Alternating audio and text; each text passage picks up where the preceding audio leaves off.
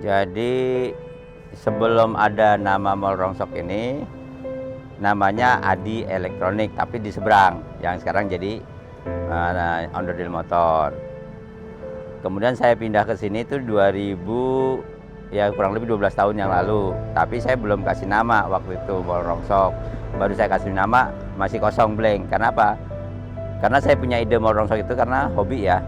Jadi hobinya itu nongkrong di tempat rongsokan, cari barang.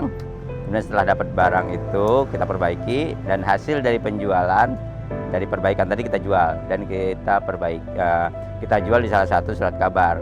Nah, hasil duitnya tadi buat makan di mall. Nah, dari itulah kepikiran saya akan buat mall tapi rongsok.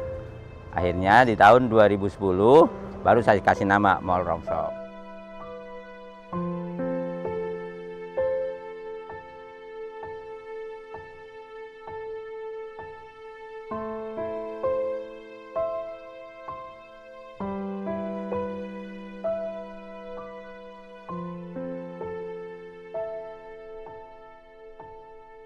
Kalau pengunjung banyak, ya dari mana-mana, dari luar negeri pun ada, dari luar kota pun ada, dari luar pulau juga banyak kan gitu kan. Dari luar negeri ada, terus untuk mereka mencari macam-macam, barang macam-macam, dan juga yang datang juga banyak ya, ada pejabat, ada yang ibaratnya orang kantor, orang rumahan, kemudian yang punya restoran, ingin buka restoran. Kemarin terakhir itu dari Amerika, dia cari barang antik lah ya. Dari Jerman juga ada juga yang dari Korea, emang udah ada yang langganan lah. Kalau beliau datang dari lagi ke sini, dia pasti mampir ke sini.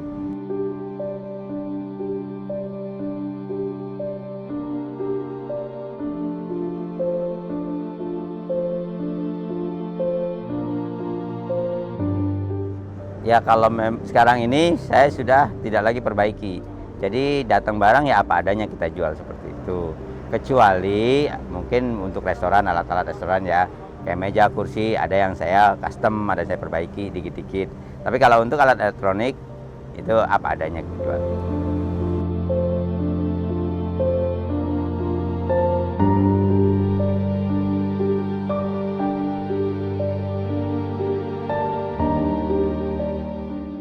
Kalau modal Mall Rongsok sih awalnya memang cuma 100.000 awal ya, di tahun 2007 lah ya, pada waktu itu 2008 lah ya, karena kan masih kecil. Nah, untuk awal itu kita beli onderdil motor 100.000 cuman, tapi lama kelamaan dari hasil itu ada yang jual, terus kita putar. Akhirnya saya juga pinjam ke, ya banyak kan ada bank harian, kita pinjam lah untuk belanja, dan kita bayar lagi terus saja, lama-lama jadi besar. Ya modalnya hanya putaran.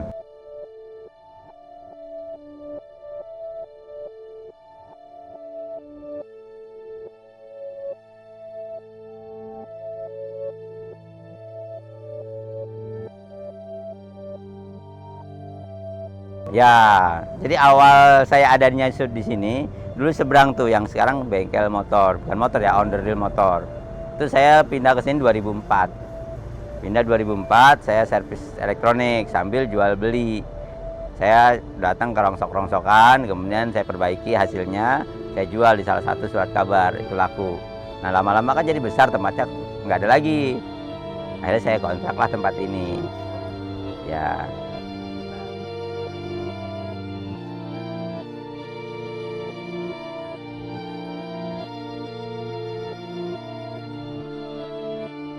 Iya, ini bertahap. Oh enggak. Pertama cuma berapa 100 meter di sini nih. Lama-lama di sana kan masih tukang kembang, kita ke sana lagi, lama-lama ke belakang terus. Membangunnya juga ini dikit-dikit. Pertama masih semua kepakai bambu ke belakang, lama-lama ditingkatin depan. Belakang ini bertahap-tahapannya lama ini. Furniture.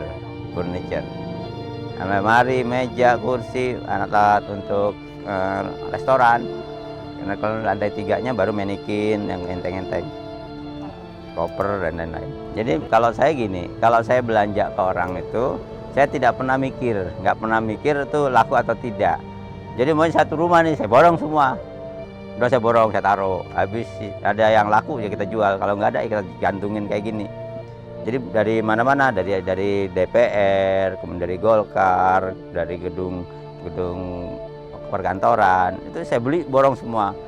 Lama-lama kan sedikit saya taruh, lama-lama jadi banyak sampai sekarang nih. Jadi kalau saya belanja itu saya nggak pernah mikirin milih nggak.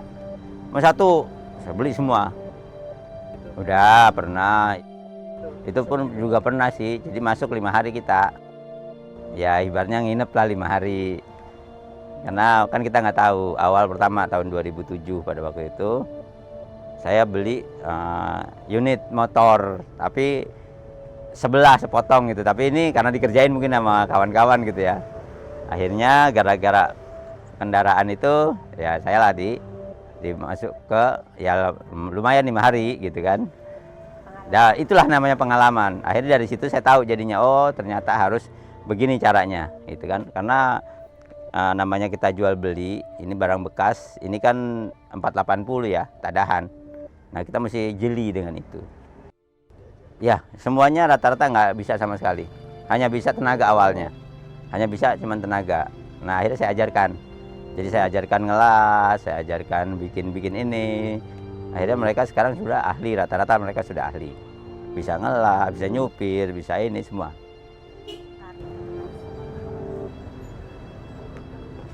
Ya, jadi gini, pada waktu awal-awal pandemi memang kosong ya, sepi. Penjualan juga kan adalah dikit-dikit.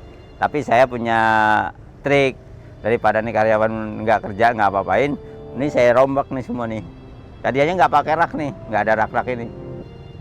Semuanya ngampar itu, gantung semua di gantungan. Akhirnya saya bikin rak-rak. Akhirnya dari gara-gara pandemi jadi rapi sekarang. Kalau dulu berantakan semua.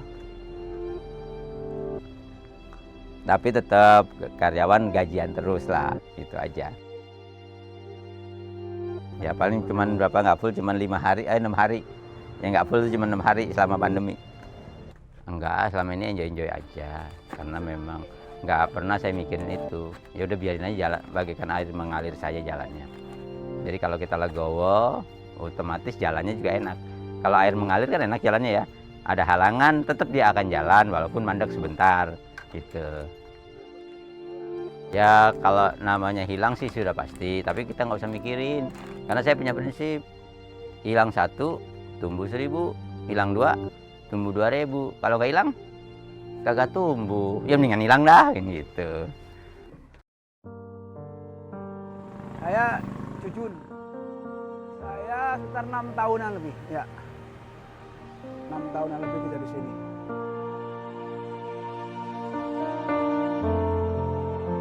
Ya banyak sih ya, ya segala apa. Kalau secara material ya dapat lah banyak untuk bisa memenuhi kebutuhan keluarga, untuk segala macam lah istilahnya intinya gitu.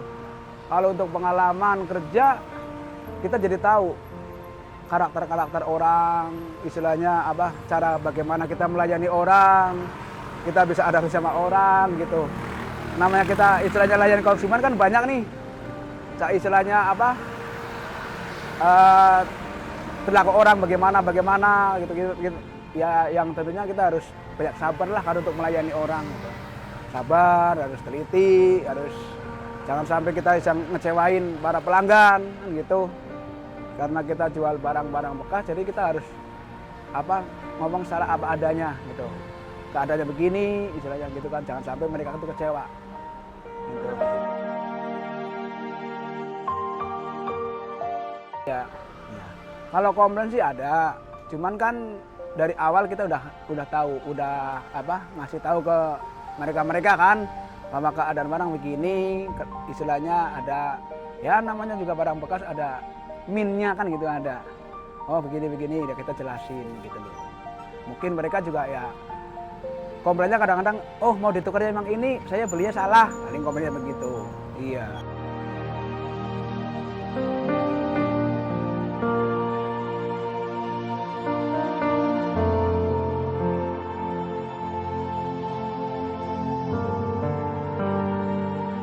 Oh, kalau awalnya dulu kan saya di pertukangan.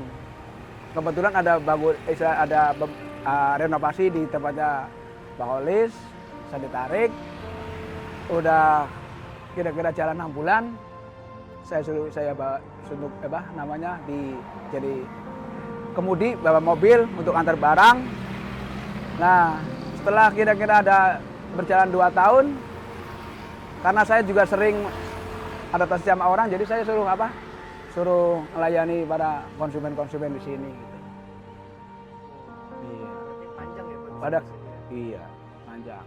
Karena kan kita juga harus tahu, kita harus benar-benar karena kan kita jual barang-barang yang bekas. Jadi kita harus benar-benar teliti tahu. Kecuali kalau kita barang baru, oh Pak gini-gini kan gitu ya. Karena kalau barang bekas kan nggak ada agennya. Nggak ada agennya, juga nggak ada istilahnya, wah ini garasi sekian-sekian kan enggak. Kita apa adanya begini, keadaannya begini. Jadi kita harus benar-benar harus teliti dan jangan sampai mereka itu pada kecewa.